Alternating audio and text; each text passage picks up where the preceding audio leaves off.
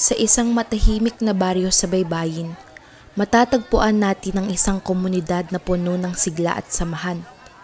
Narito si Aling Rosa, abala sa kanyang tindahan. Kakanin kayo dyan! Bilhin nyo na to, bagong luto at malinamnam. Oo nga pala, Rosa. Mamaya baka bandang hapon ako nito makakauwi, Itong si Nena pala nagsabi sa akin na tatapusin niya na rin daw yung proyekto nila ni Bini. Sige, Berto, mag-ingat ka at pasabi kay Nena na mag-uwi ng ilang gulay para sa hapunan, ha? Oo, Rosa. Sasabihan ko si Nena. At saka, mamayang hapunan na lang tayo magkikita,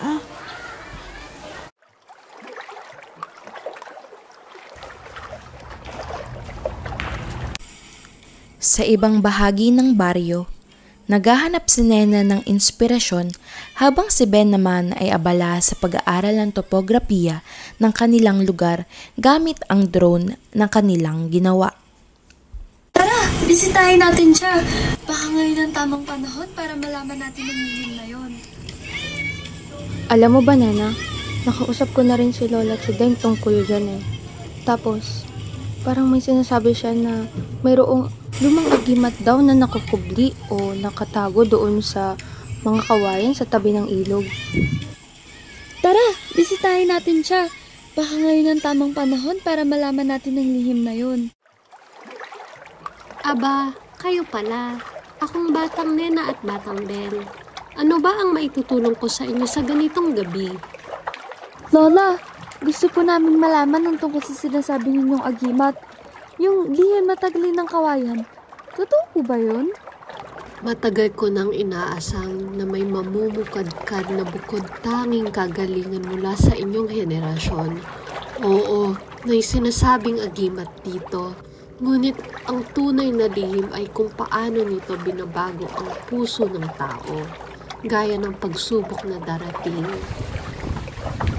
Ano pong pagsubok yun, Lola?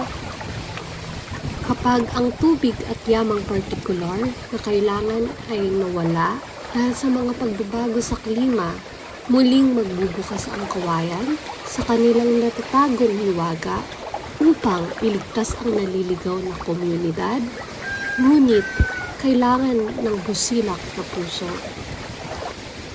Kinabukasan, isang hindi inaasahang kalamidad ang dumating.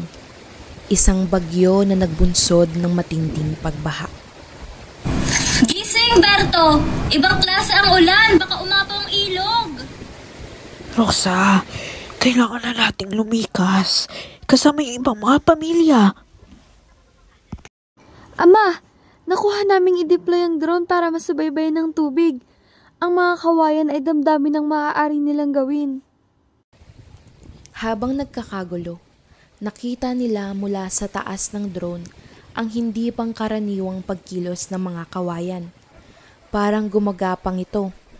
Tila bumubuo ng natural na harang laban sa umaapaw na tubig mula sa ilog. Nena, tignan mo to. Nakakamangha. Ang mga kawayan, parang pumapagitna at parang hinaharangan nila ang pag-agos ng tubig. Tama ka, Ben. Ito siguro ang sinasabi ni Lola Chedeng. Halika, tulungan nating ibalita sa lahat para makapaghanda rin sila. Rosa, pagmasdan mo ang mga kawayan. Tila ba'y binabantayan tayo ng kalikasan. Laking pasasalamat ko nga sa mga kwento ni Lola Chedeng. Hindi lang ito suporta sa komunidad, kundi pati sa kalikasan. Matapos ang bagyo, muling bumalik ang sigla sa baryo.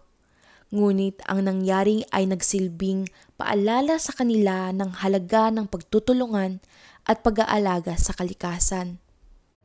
Nakita ninyo, hindi ba? Ang tunay na agimat ng kawayan ay hindi lamang sa pisikal na proteksyon, kundi sa kakayahang buksan ang ating mga mata at puso. Salamat sa iyo, Lola Chedeng. Ang nangyari po ay hindi namin malilimutan. Opo, tama po si Nena. Hindi po namin ito malilimutan. Dahil ang teknolohiyang ginamit natin ay kasabay ng kababalaghan ng kalikasan. Kaya naman, napakalaking bagay po nito sa amin. Pusong kawayan nga kung tawagin. Sumasalamin ito sa likas na katatagan at kahusayan ng ating komunidad. Dahil sa nangyari, ngayon alam na natin kung ano ba talaga ang kalagahan ng ating kalikasan. Hindi lang yun, ngunit pati na rin ang bawat isa sa atin. Kaya mahalaga na tayo magtulungan para sa kinabukasan ng ating baryo. Sa likod ng bawat kawayan na itinanim at pinatibay mula noon, natutunan ng baryo ang higit pang mahalagang aral ng buhay. Ang pagkakaisa para sa isang layunin.